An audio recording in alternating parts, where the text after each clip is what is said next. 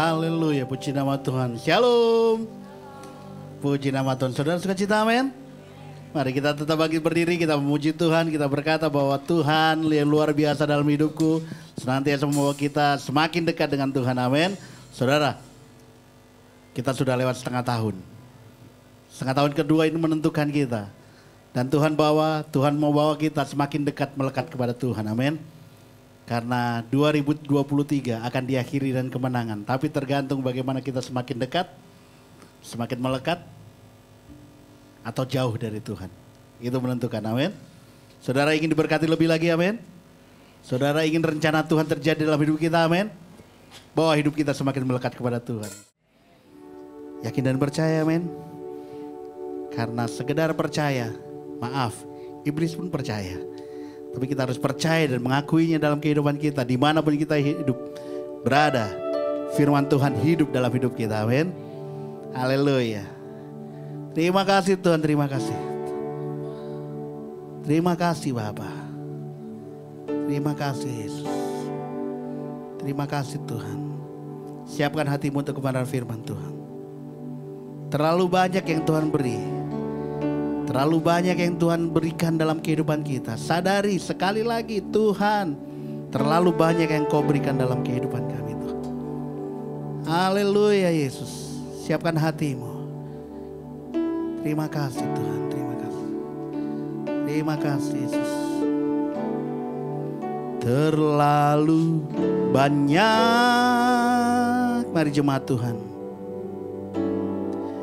yang Tuhan telah beri, takkan mungkin kami balas Tuhan. Takkan mungkin ku balas dari apa yang ku miliki.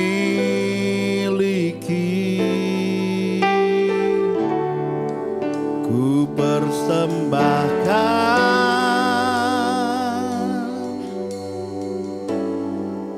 seluruh hidupku, dan ku tetap cinta, biar ku tetap setia untuk selama-lamanya. Mari sekali lagi katakan, terlalu banyak Tuhan. Mari kita berdoa. Bapa di dalam sorga, Tuhan kami Halik langit dan bumi, Bapa kekekalan, Tuhan yang kami kenal di dalam nama Yesus Kristus, Tuhan yang disembah oleh Abraham, Ishak dan Yakub, Tuhan yang menciptakan langit, bumi dan beserta isinya. Kami memuji dan mengucap syukur untuk minggu yang indah ini. Oleh karena anugerah-Mu, rahmat-Mu, bahkan belas kasihan Tuhan atas setiap kehidupan kami. Kau peliharakan kami dengan sempurna, hari lepas hari, bahkan detik demi detik. Sebentar kami mau mendengarkan kebenaran firman Tuhan.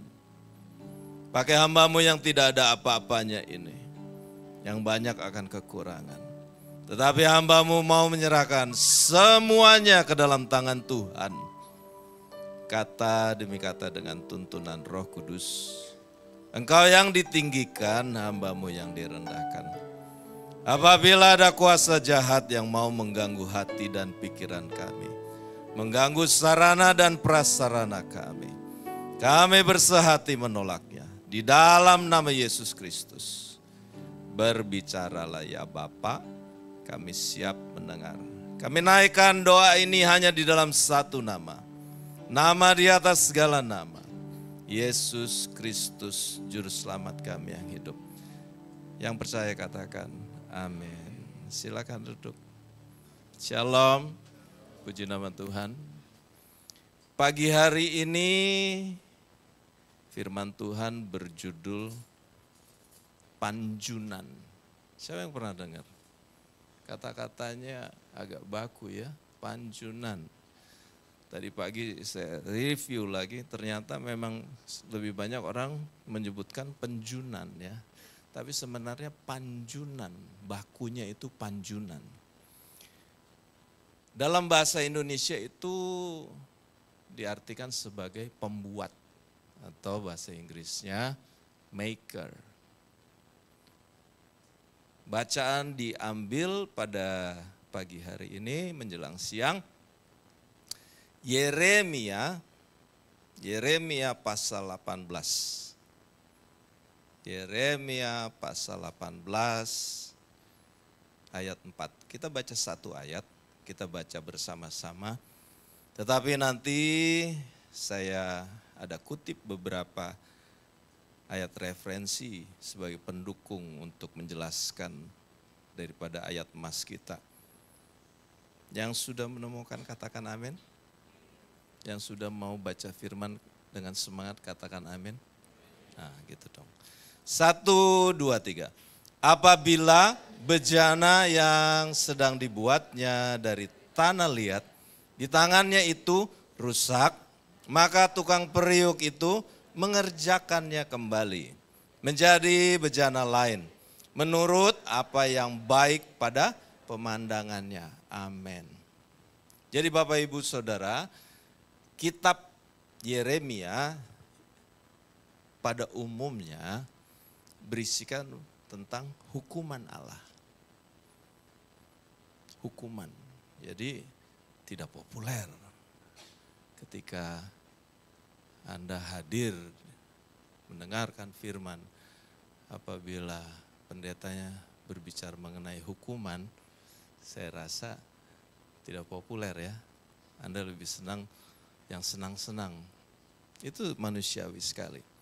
Tetapi perlu disadari Alkitab itu tidak serta-merta, pakai bahasanya serta-merta.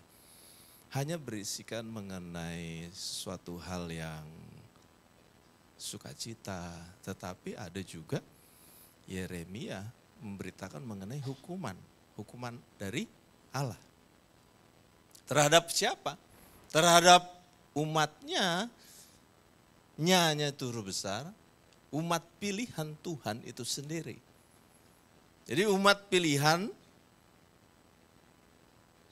bisa mengalami hukuman. Ya. Karena apa? Karena adanya satu pelanggaran. Dan kitab Yeremia tentunya ditulis oleh Yeremia.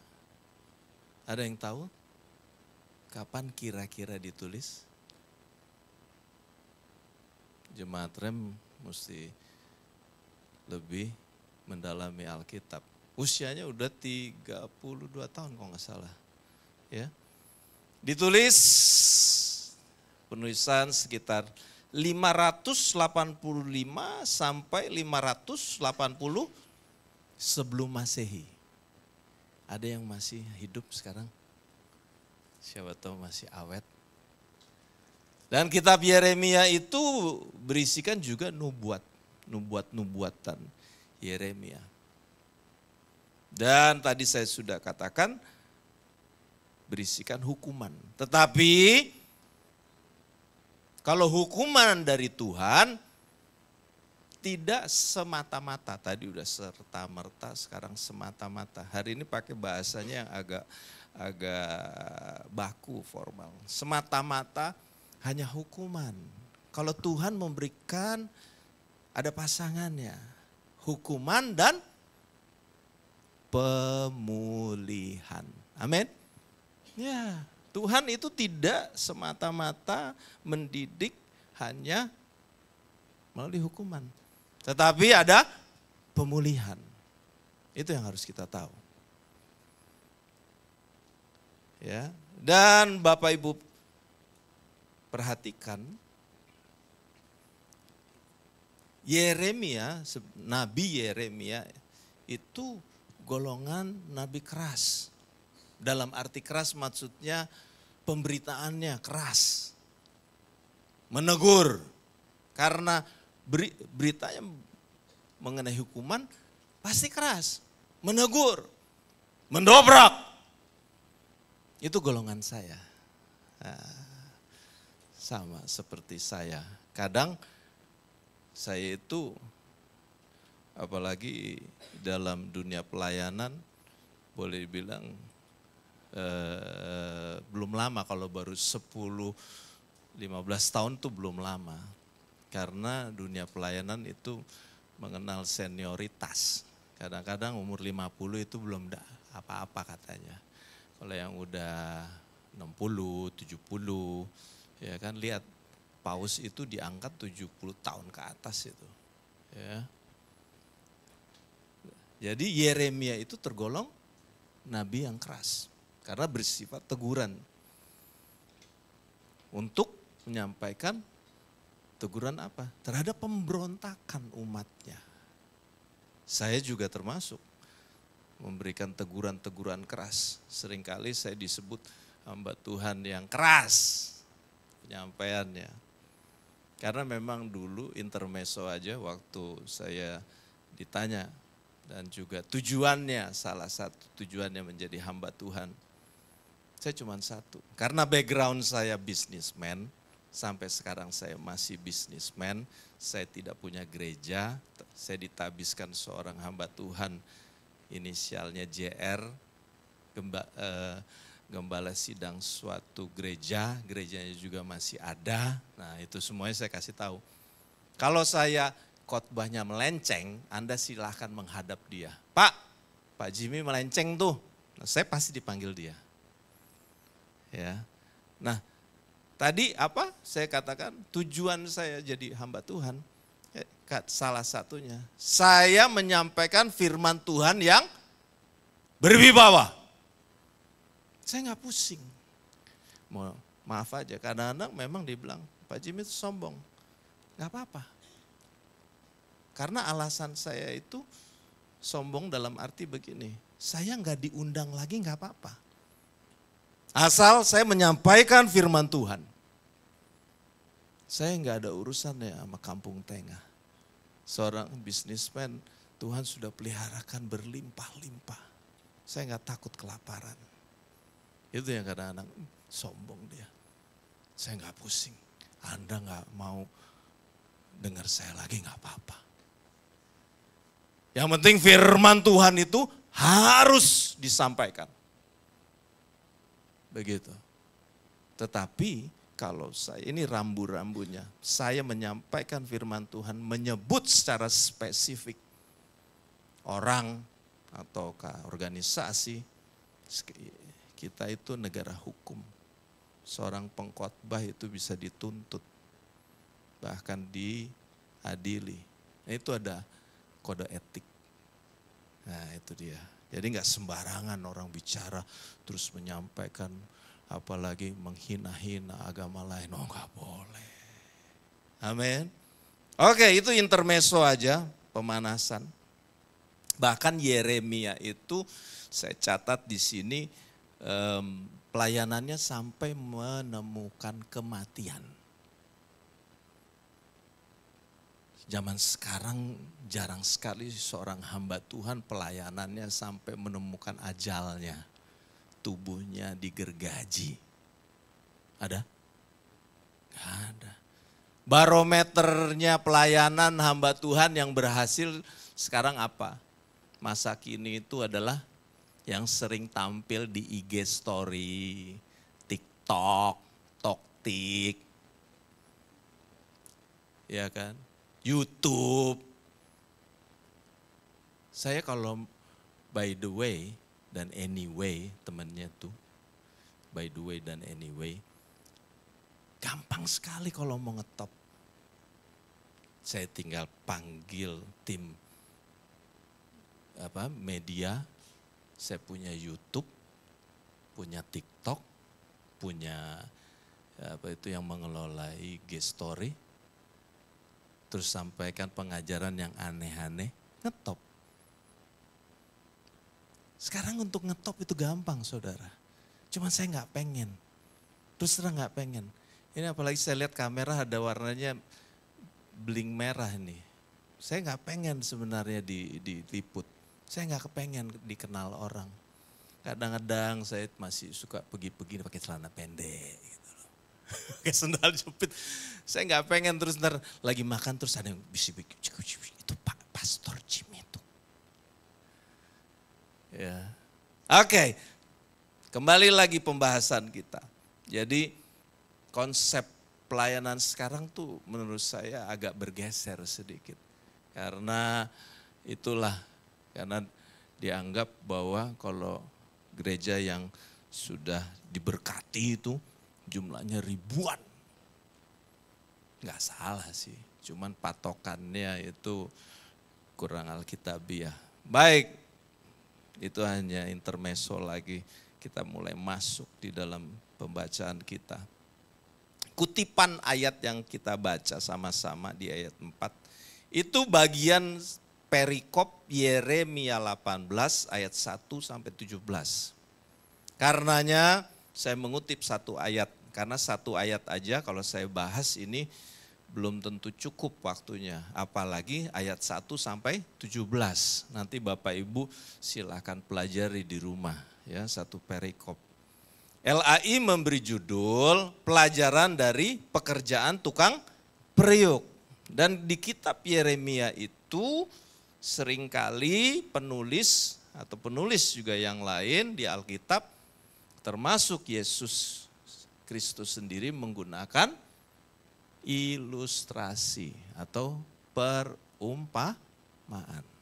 Oleh karena itu di sini kita bicara mengenai tukang periuk. Ada yang nggak tahu? Ini bukan Tanjung Priuk ya. Ini tukang periuk. Tukang periuk. Kata bakunya tadi saya sudah sebutkan adalah panjunan. Panjunan dalam terjemahan Kamus Besar Bahasa Indonesia, saya tadi telaah lagi, itu adalah sebagai tukang. Atau dalam arti membuat. Ya, membuat apa? Periuk belanga. Ya, saya kasih contoh sedikit dulu waktu anak-anak saya masih kecil, dulu di Sentul, saya kebetulan tinggal di Sentul City, ada tempat membuat piring, cangkir, dan lain-lain. Kalau sekarang kan sudah canggih, ya pabrik keramik sudah tidak menggunakan itu.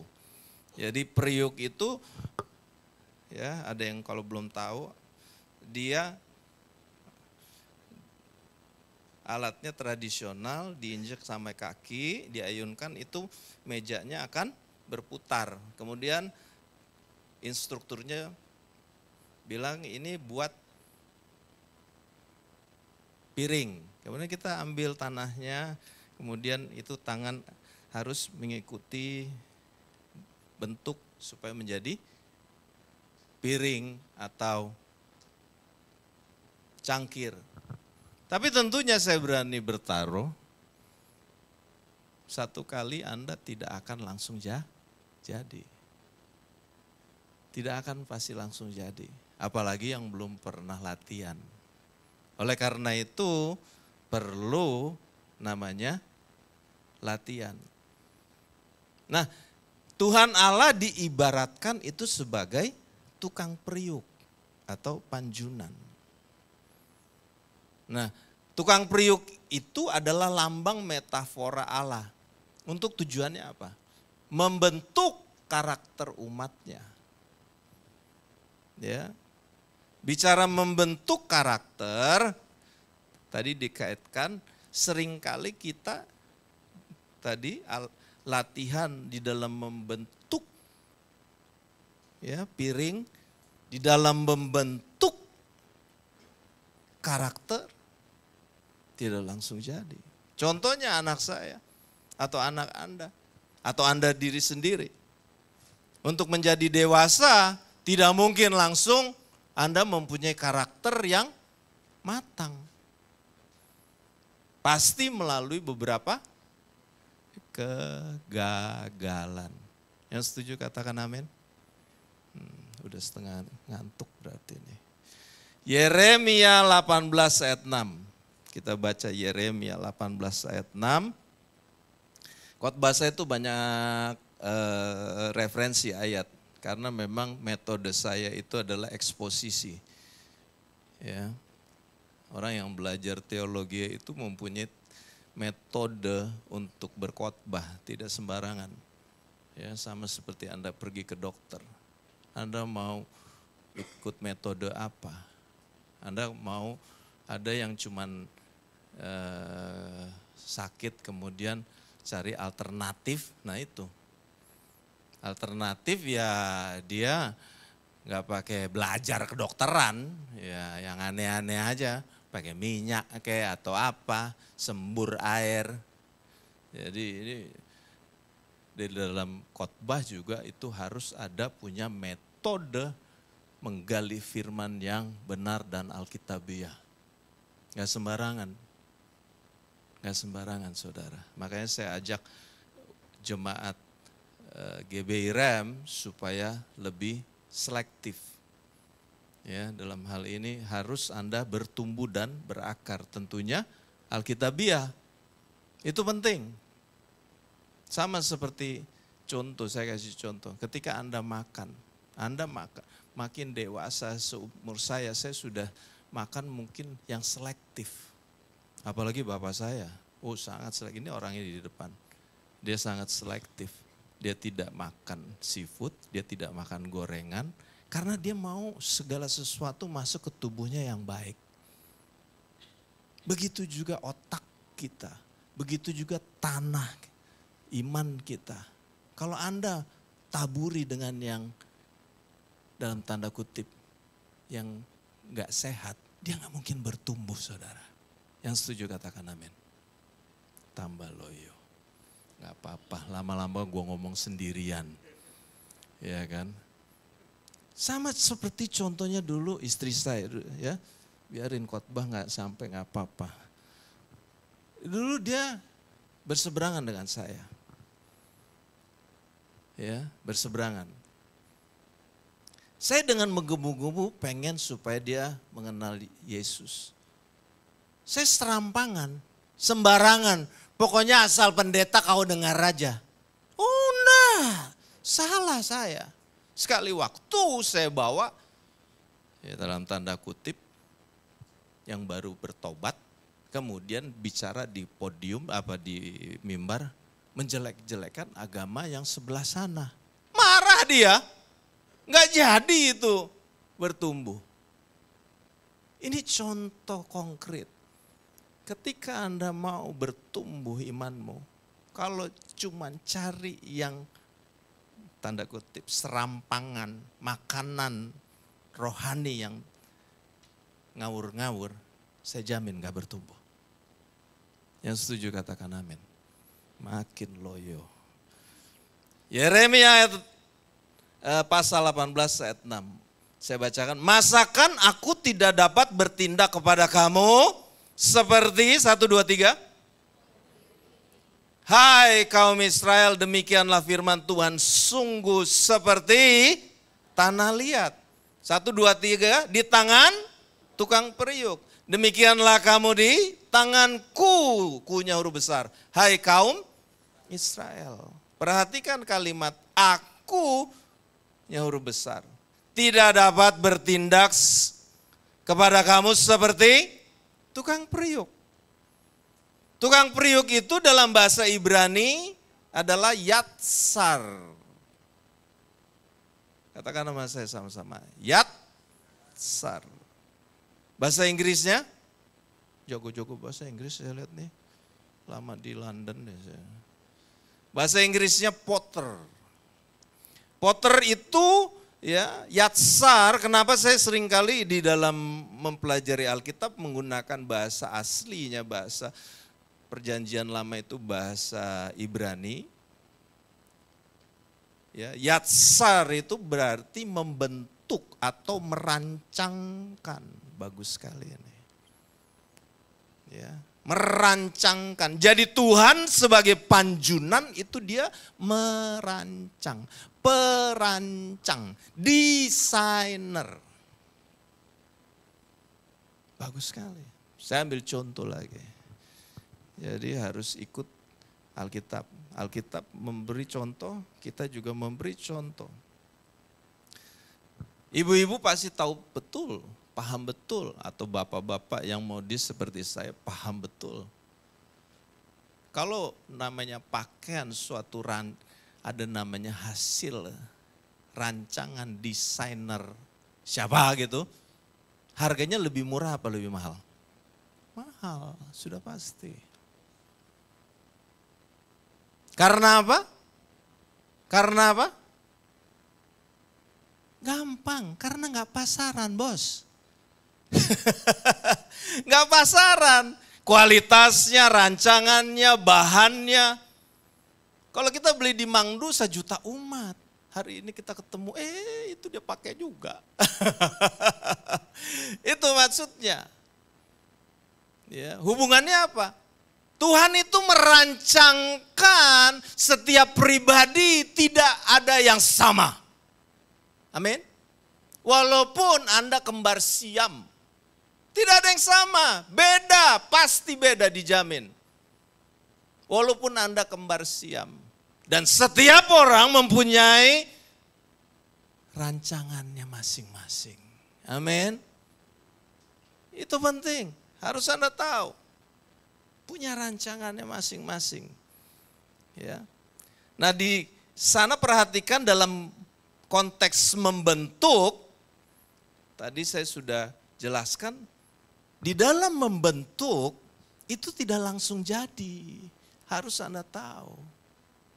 Tidak langsung jadi. Perlu ada namanya suatu proses.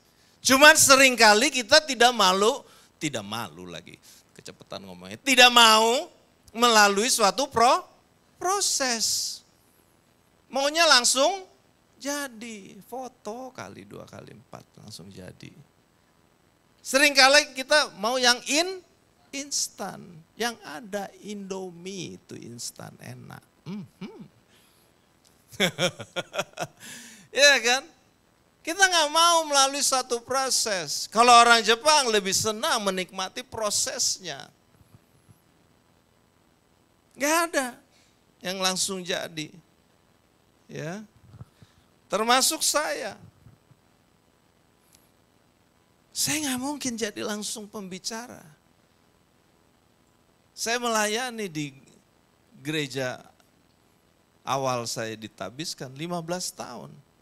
Saya dari mulai aser, terima tamu, kolektan, singer, pengurus, majelis, penginjil, baru jadi pendeta. Udah pendeta, dikeluarin. Keluar katanya. Iya. Kalau udah jadi pendeta mau ngapain di dalam gereja? Keluar. Beritakan firman Tuhan. Amin. Ya harus seperti itu. Pendeta harus keluar.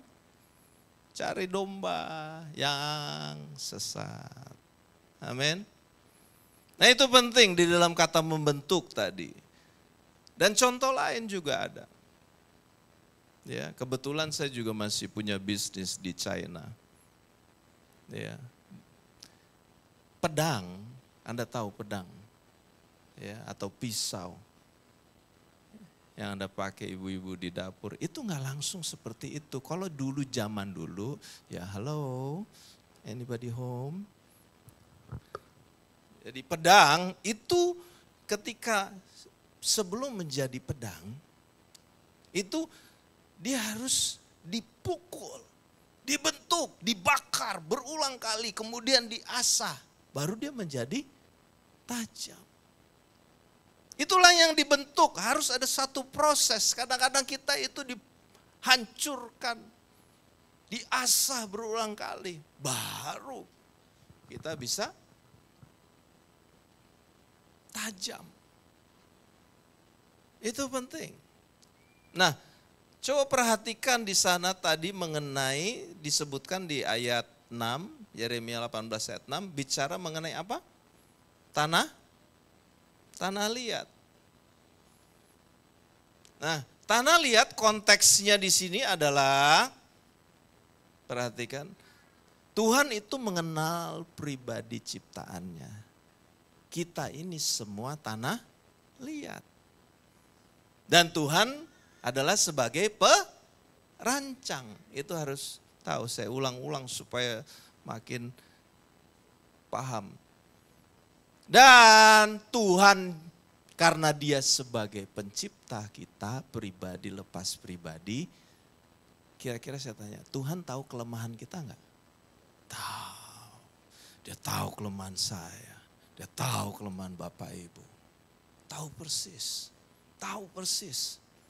Tukang ngibul, munafik, memberontak. Senyum-senyum. Iya, gue tukang ngibul.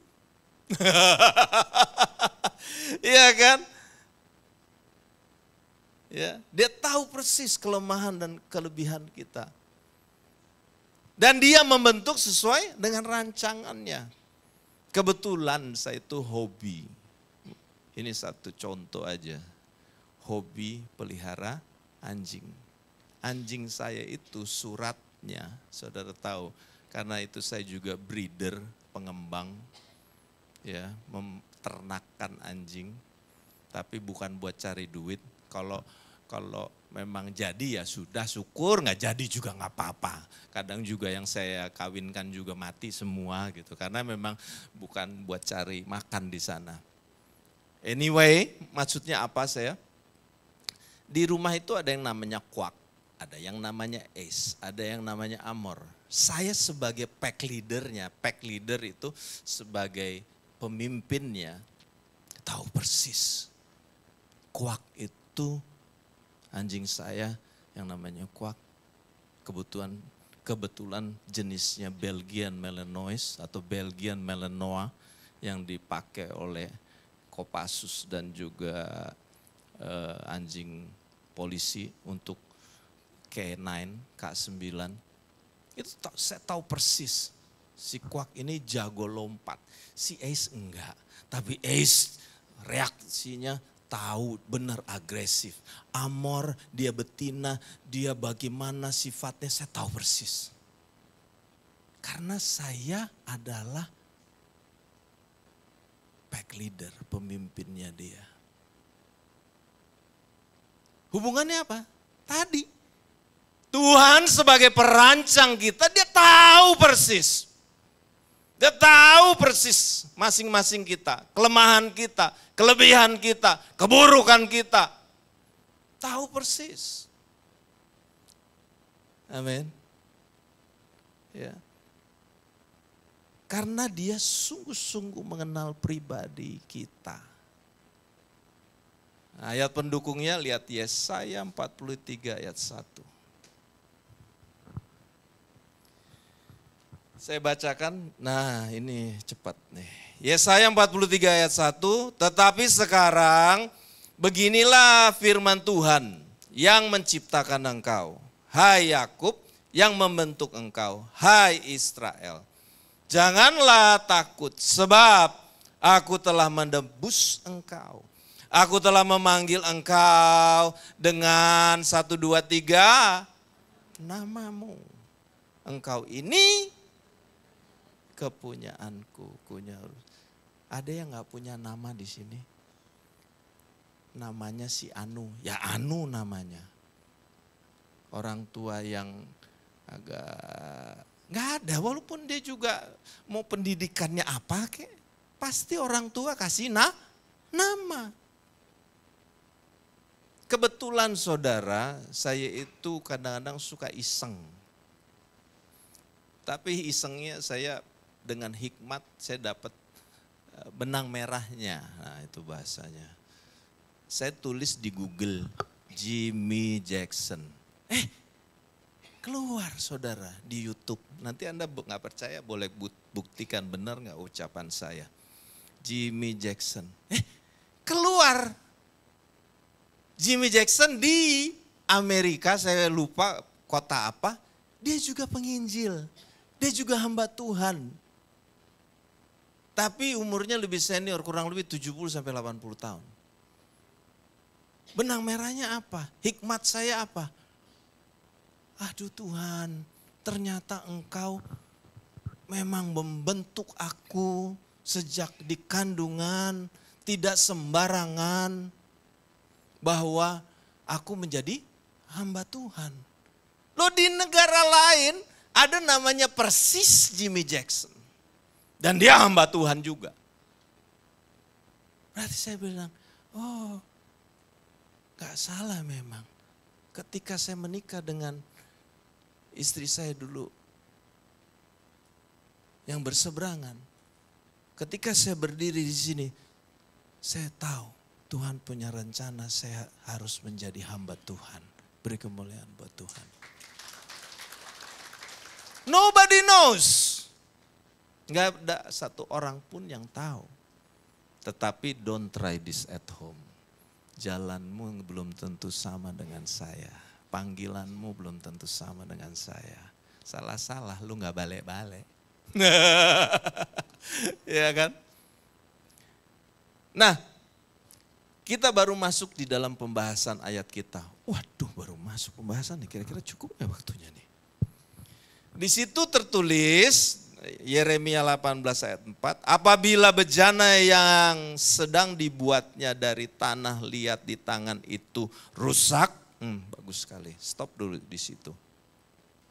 Bapak Ibu tahu bejana? Bejana itu kamus besar bahasa Indonesia itu berarti bak, tempat air atau tabung atau bajan, ya bejana, ya kayak apa sih namanya kendi ya, gitu ya bejana. Nah dikatakan rusak, ya dalam bahasa Ibrani itu sakat, kat pakai gitu. Coba sebutkan nama saya sama-sama, sakat. Besok-besok Anda siapa tahu ada yang mau ke Holy Land. Sakat, rusak atau hancur. Dalam bahasa Inggris destroy.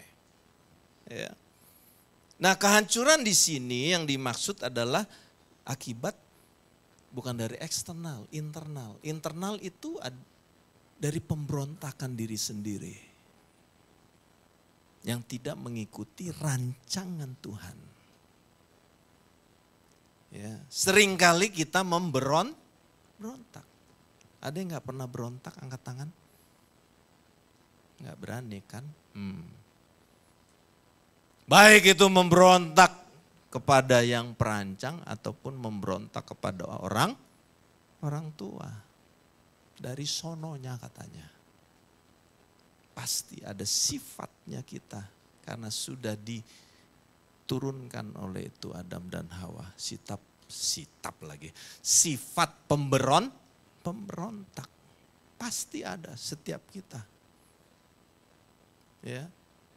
Coba kita lihat apa yang dimaksudkan pemberontakan. Yeremia 18 ayat 10a. Di situ tertulis, tetapi apabila mereka melakukan apa yang jahat di depan mataku dan 1, 2, 3 tidak mendengarkan suaraku. Tidak mendengarkan suaraku. Itulah yang dimaksud pemberontakan diri sendiri. Pemberontakan atau kerusakan. Tuhan sudah bilang, jangan menyimpang ke kanan ke kiri. Tapi kita sukanya nentuin jalan sendiri. Amin. Ya. Apalagi zaman sekarang contohnya, kita kan enak. Makanya supir saya selalu saya harus tuntun. Pakai Google, pakai Waze. Dulu mana Anda? Saya ingat banget waktu masih salesman. Saya buka kaca ke tukang rokok. Pak, jalan ini Bapak tahu nggak di mana? Pom bensin. Pak, Bapak tahu nggak ini jalan di mana? Mesti hafal itu di otak. Anak sekarang enak, zaman kita enak. Keluar negeri mana pakai Waze, Google, enak. Tapi kadang-kadang dinyasarin juga ya. Masuk ke jalan tikus, dari mobil jadi jalan motor. Saya bilang kapok loh. Ya kan, bergantung sama teknologi. Itu kita. Kadang-kadang seringkali menentukan jalannya sendiri. Tuhan, saya tidak mau cara Tuhan. Kuno. Anak zaman sekarang bilang kuno ikut gereja. Mau ngapain ke gereja? Pakai sains dong. Hati-hati, nanti saya jelaskan di sana. Dan saya kasih contoh kecil. Kadang-kadang kita itu kan siapa yang gak punya barang elektronik di rumah. Kadang-kadang kita punya microwave, betul. Saya sendiri kadang-kadang, ini gimana sih pakainya? Cetat, cetut. Bus, ya ampun rusak. Mam, buku petunjuknya mana ya? Kalau udah rusak baru tanya buku petunjuknya mana.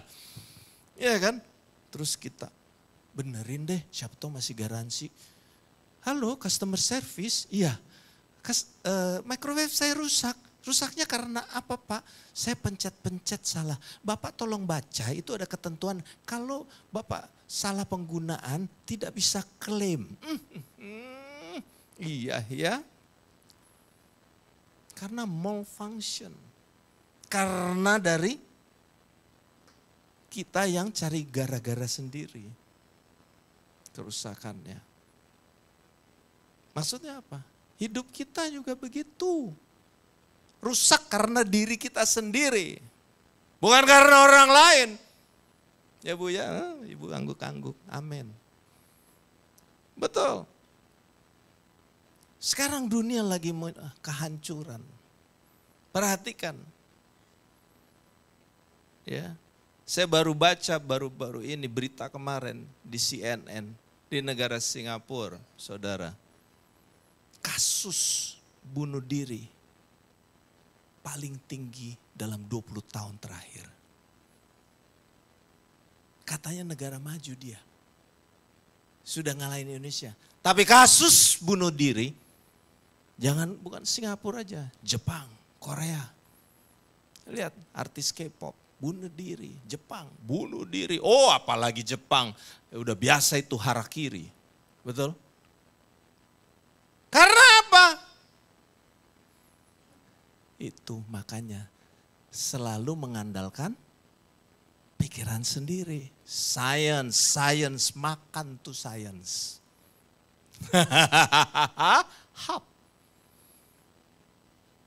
Iya. Karena engkau tidak percaya Tuhan, engkau nggak ada pengharapan. Suara hatimu, selesaikanlah dengan cepat. Oh ya, seret. Itu terjun aja mati. Srot, mati. Bunyinya srot lagi ya kan. Dramatisir. Kasus tertinggi bos. Mengalami masalah, mengalami problem. Bunuh diri. Nanti tanya Bapak Gembala. Ya, oleh-oleh dari Amerika. Kebetulan saya tahun lalu baru dari sana. Amerika, apa hebatnya? Masih hebat Jakarta. Aminnya di mana? Oh, aminnya di mana? Aminnya saudara, Anda tanya Bapak Gembala nanti, oleh-olehnya. Saya waktu ke sana, stasiun kereta, kolong tol, mall, di mana saja ada homeless, pakai tenda-tenda.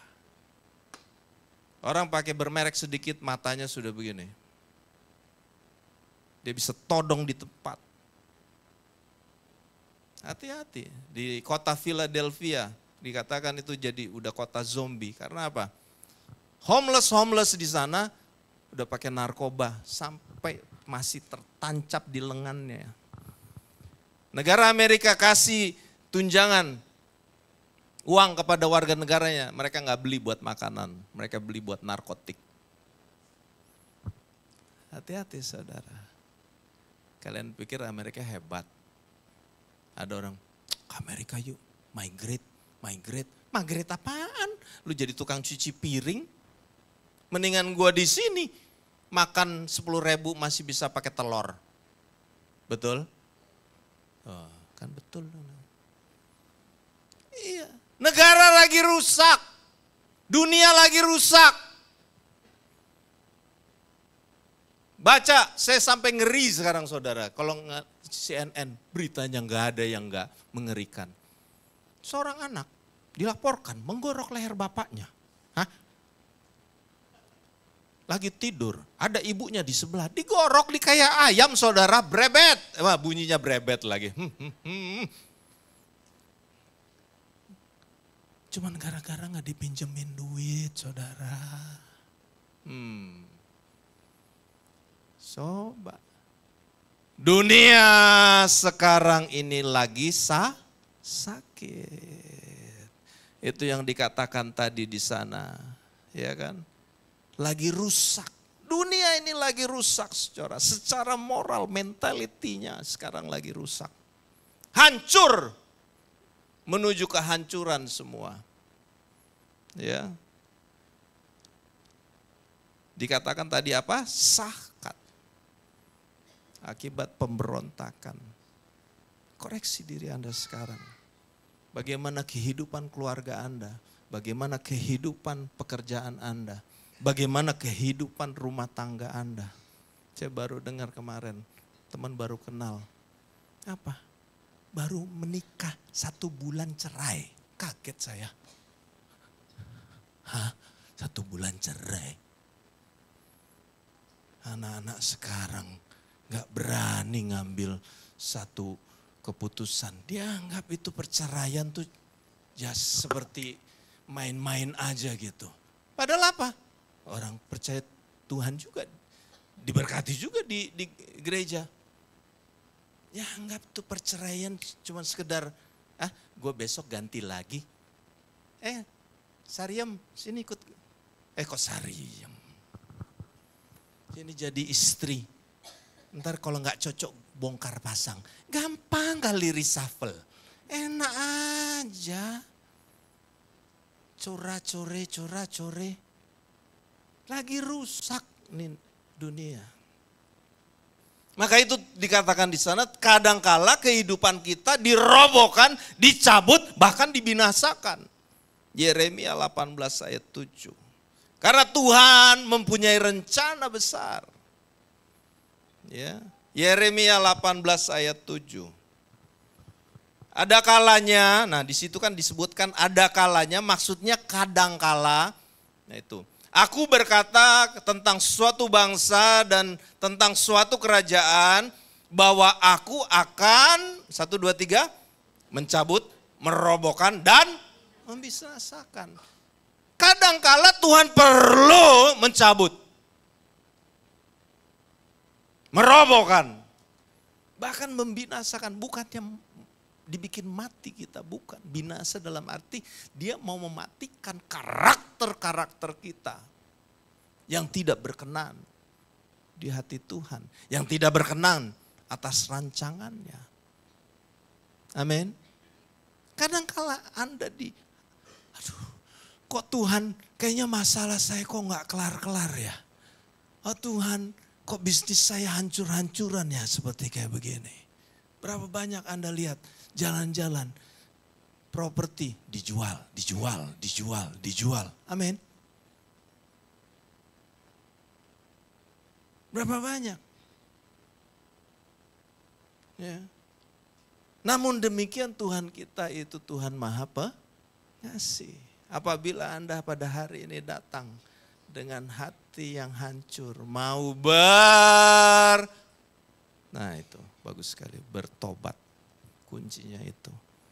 Bertobat sungguh-sungguh dengan hati yang hancur. Karena Tuhan mengetahui hati. Apabila Anda cuma bertobat pura-pura alias munaroh, temannya munafik, ya, pinter. Tuhan tahu. Apabila engkau bertobat, Yeremia 18 ayat 8. Ya, 5 menit lagi, saya kebut biar selesai. Oh baru 12:20 kok. Ya. Tetapi apabila bangsa yang terhadap siapa aku berkata demikian telah 1, 2, 3 bertobat, dari kejahatannya, maka menyesallah aku bahwa aku hendak menjatuhkan malapetaka yang kurancangkan. Itu maksudnya hukum dosa. Ya, yang kurancangkan itu terhadap mereka. Jadi Tuhan itu pun ya dikatakan menyesal karena hukum dosa itu adalah maut. Itu sudah pasti terjadi. Rancangan kecelakaan apabila engkau berdosa. Tetapi ketika kita mau bertobat, nah itu. Menyadari mau kembali kepada sang panjunan, sang desainer, sang pencipta. Tuhan Maha Adil. Itu penting. Nah tentunya akibat dari satu pertobatan ada suatu akibat. Di awal tadi saya sudah katakan Tuhan tidak saja merobohkan tetapi dia membangun kembali. Yeremia 18 ayat 9. Ini akibat pertobatan. Ada kalanya, itu maksudnya kadang kala, aku nyaur besar itu Tuhan, berkata tentang suatu bangsa dan tentang suatu kerajaan, bahwa aku akan, 1, 2, 3, membangun dan menanam mereka. Bagus. Tuhan robohkan, Tuhan cabut, Tuhan binasakan, tetapi Tuhan membangun kembali. Menanam. Dalam bahasa Ibrani membangun itu adalah bana. Katakan nama saya sama-sama. Bana. Artinya membangun kembali atau ya memperkuat bana.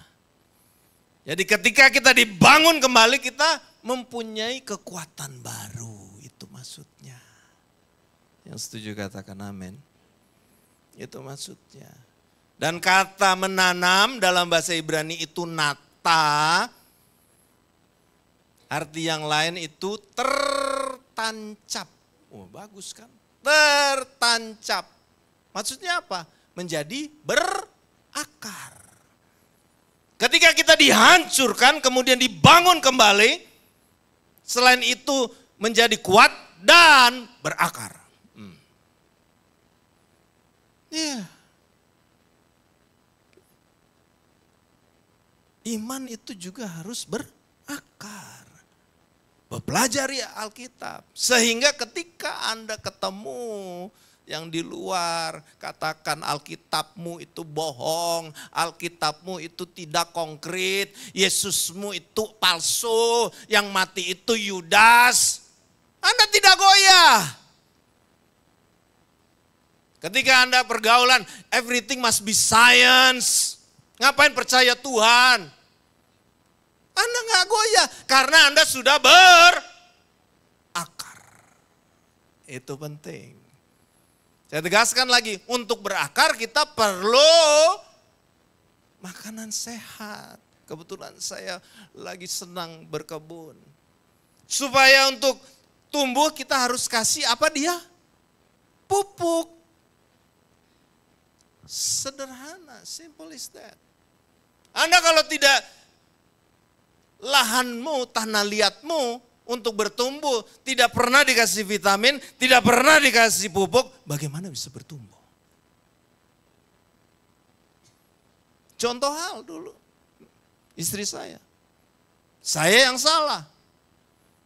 Cari semua serampangan, katanya maaf aja, semua pendeta sama. Oh nggak bisa. Semuanya punya spesialisnya masing-masing. Amin. Saya kebetulan dia berlatar belakang dari seberang. Saya harus cari yang spesialisnya dari seberang. Gitu maksudnya. Bukan saya bilang yang selain salah, bukan kualat saya. Harus yang punya, betul-betul punya spesialis yang sama. Gitu maksudnya. Ya. Menjadi, nah ini, tujuan pembersihan itu yang paling penting adalah menjadi ciptaan baru. Nah, saya jelaskan nanti mengenai ciptaan yang baru. Yeremia 18 ayat 4. Tadi Pak pokok bacaan kita. Maka tukang periuk itu 1, 2, 3 mengerjakan kembali. Menjadi menjana lain. Menurut apa yang baik pada pemandangannya. Pemandangannya itu maksudnya rancangannya. Hanya melalui Yesus, hanya melalui darah Yesus, hanya melalui kematian dan kebangkitannya kita menjadi ciptaan baru. Amin. Tidak ada yang lain. Karena dialah yang memegang rancangan setiap manusia. Ya, 2 Korintus 5 ayat 17. Jadi siapa yang ada di dalam Kristus? Ia adalah 1, 2, 3 ciptaan baru. Yang lama sudah berlalu, sesungguhnya yang baru sudah datang. Ini yang dimaksud. Hanya melalui Yesus kita menjadi ciptaan baru. Melalui kematiannya, melalui kebangkitannya. Tanpa dia tidak ada yang bisa. Ya, tidak ada yang bisa. Karena dia menebus dosa-dosa manusia. Dia yang memegang rancangan kita. Dia yang menata kembali, rebuild. Dia yang merekonstruksi. Yang tadi dikatakan kita dihancurkan, dirobohkan, dibinasakan. Hanya melalui Yesus yang merebuild, membangun kembali. Dan dia yang memegang cetakan kita. Dalam bahasa bisnisnya itu moldingnya. Saya kebetulan masih ada bisnis di China. Saya nggak bisa kemana-mana. Cari tempat lain, pabrik lain. Mau ngapain? Karena di pabrik itu ada cetakan barang saya. Ada moldingnya. Buat apa saya ke tempat lain? Ini contohnya. Kalau kita tahu Yesus yang memegang moldingnya, cetakannya, rancangannya. Kenapa kita ke tempat lain? Itulah pemberontakan kita sendiri. Sering meragukan Yesus sebagai pemegang cetakannya, blueprintnya. Amin. Dan dikatakan dia yang membentuk menjadi bejana lain. Bejana lain apa? Di-recycle. Konsep sekarang banyak sekali kita ngerti apa itu recycle. Contoh kadang-kadang kita itu sering buang gelas mineral yang gak kepake. Tapi orang sering kali mengumpulkan gelas-gelas mineral yang sudah di tong sampah, diambil kembali, kemudian mereka bawa ke tempat pabrik recycle. Botol plastik, gelas plastik dijadikan, di-recycle, didaur ulang menjadi biji plastik. Menjadi apa? Menjadi pakaian, menjadi bentuk lain. Itu maksudnya. Maksudnya apa? Ketika kita berdosa, kita datang kepada Yesus dengan hati yang hancur, bertobat, kita di-recycle, di-rebuild, menjadi lebih berguna, lebih bermanfaat, lebih maksimal, menjadi berkat buat orang lain. Beri kemuliaan buat Tuhan. Contohnya, di depanmu. I'm nobody. Saya bukan apa-apa dulu. Saya itu penjahat, baru jadi pendeta. Nah itu dia. Tapi kalau kita mau datang kepada Tuhan, dia merecycle. Tuhan merecycle saya. Saya nggak pernah ngimpi jadi pendeta, saudara.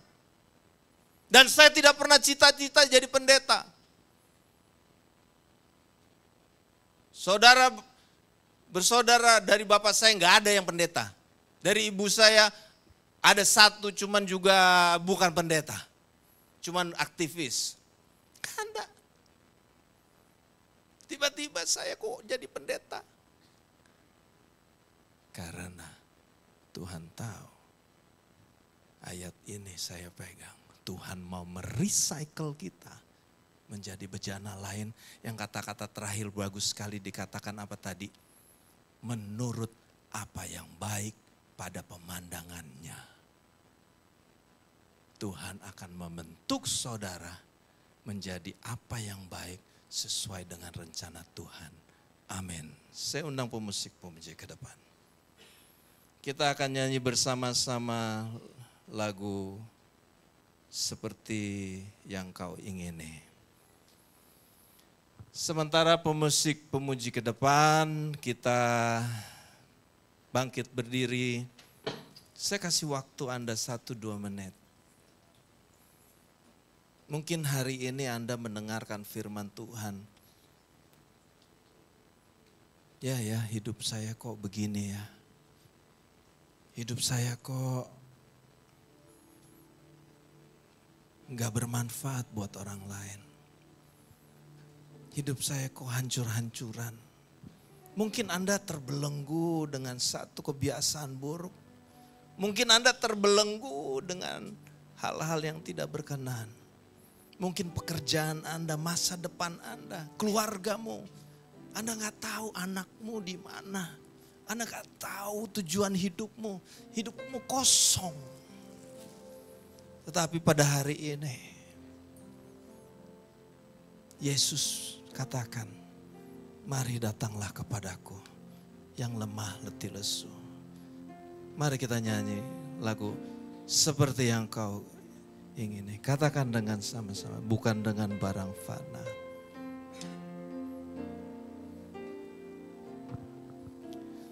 Bukan dengan barang fana Kau membayar dosaku. Dengan darah yang mahal, tiada noda dan celah. Bukan dengan emas perak Kau menebus diriku. Oleh segenap kasih dan pengorbananmu, ku telah mati dan tinggalkan cara hidupku yang lama. Semuanya sia-sia dan tak berarti lagi. Hidup ini ku letakkan pada mezbah-Mu ya Tuhan. Jadilah padaku seperti yang Kau ingini. Katakan hidup ini. Hidup ini ku letakkan pada mezbah-Mu ya Tuhan. Jadilah padaku seperti yang Kau ingini. Musik main perlahan. Apabila ada saudara pada hari ini engkau mau datang kepada Tuhan, seperti firman Tuhan, seperti janjinya, yang rusak Tuhan akan betulkan. Tuhan akan membentuk yang lain sesuai dengan rancangan yang baru. Hanya melalui Yesus. Apabila hidup Anda, masa depan Anda kosong. Anda tidak tahu apa yang Anda harus perbuat. Kehidupan keluargamu hancur. kehidupan pekerjaanmu. Engkau tidak tahu motivasi apa Anda, masa depan Anda, orang tuamu, keluargamu, keuanganmu. Apabila Anda terikat akan suatu perhambaan, datang kepada Tuhan. Akui Dia sebagai perancang. Yesus yang akan sanggup merecycle, akan memberikan rancangan yang baru, dan engkau akan menjadi lebih maksimal, menjadi berguna di mata Tuhan. Taruh tangan kanan Anda di bawah, di dadamu. Engkau tidak perlu lihat ke kanan atau ke kiri. Apabila engkau sungguh-sungguh mau datang, katakan, Tuhan, ini aku. Mari kita nyanyi lagi. Hidup ini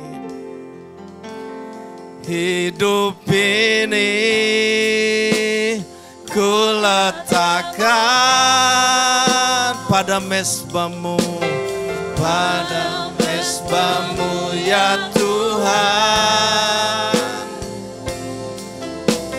Jadilah padaku seperti yang kau ingini. Katakan, jadilah padaku. Jadilah padaku seperti yang kau ingini. Katakan sekali lagi, jadilah padaku. Jadilah padaku seperti yang kau ingini. Benar Tuhan. Kami mau meletakkan kehidupan kami ke dalam tangan Tuhan. Karena kami percaya Tuhan, Engkau yang memegang kehidupan kami, pribadi lepas pribadi. Kami percaya Engkau yang membentuk kami sejak di rahim. Bahkan sebelum kami hadir di dunia ini. Setiap pribadi mempunyai rancangan Tuhan. Dan Tuhan yang memegang kendali. Ampuni akan pelanggaran dan pemberontakan kami ya Tuhan. Kami percaya Yesus satu-satunya juru selamat kami. Ikrarkan itu di dalam hatimu. Terima kasih Bapa. Hamba-Mu sudah selesai. Tetapi firman-Mu tidak akan kembali dengan percuma. Firman itu akan tetap berbuah dan berakar. Berbuah lebat. Dan kami akan menjadi pelaku-pelaku firman. Berkati kami semua, berkati Bapak Gembala, Ibu Gembala, keluarga besarnya, gereja-Mu ya Tuhan. Kami naikkan doa ini hanya di dalam satu nama. Nama di atas segala nama.